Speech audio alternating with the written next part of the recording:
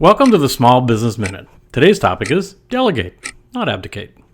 Every business has lots of moving parts, and by default, an owner must have a wide-ranging set of skills if they hope to achieve any success with their enterprise.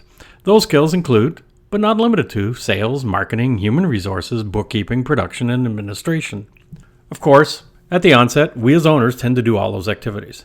But as your company evolves and the demands on your time increase, you need to seriously consider getting out from under all those responsibilities.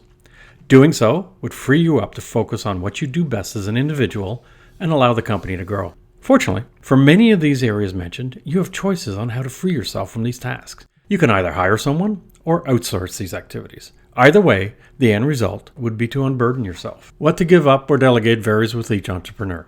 But be aware, there's a fine line between delegating and abdicating. Let's face it, your enthusiasm for the various roles in your company range from enjoyment to sheer torture.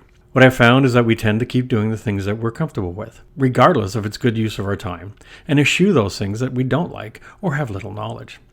One of the very first areas that entrepreneurs can't wait to get rid of is bookkeeping. Heck, some don't even do it. They just outsource it right away from the beginning and are glad to be rid of the responsibility.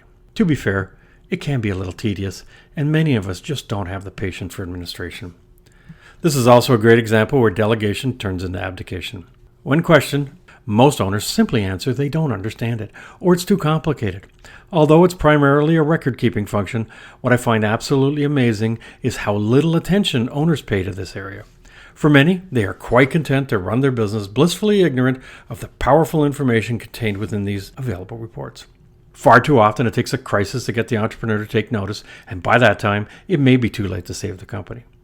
These crises usually take the form of a missed government remittance, seriously overdue account payable, or worse, a nasty case of fraud. But more often than not, it's simply a matter of inattention that's built up over an extended period of time.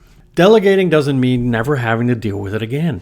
It simply means letting someone else take care of the day-to-day activities. For instance, if you used to spend 8 hours a week on something, you can now reduce your time to about an hour a week simply reviewing the other person's activities. You still must maintain oversight and ultimately remain accountable for the results. All areas of a business can be delegated, but successful entrepreneurs stay sufficiently engaged to know exactly what's going on and avoid surprises. Delegating is mandatory if you want to grow your enterprise. It frees you to rise above and plan for the future. Just remember, though, delegate, not abdicate. I'm Greg Weatherden, and this has been your Small Business Minute.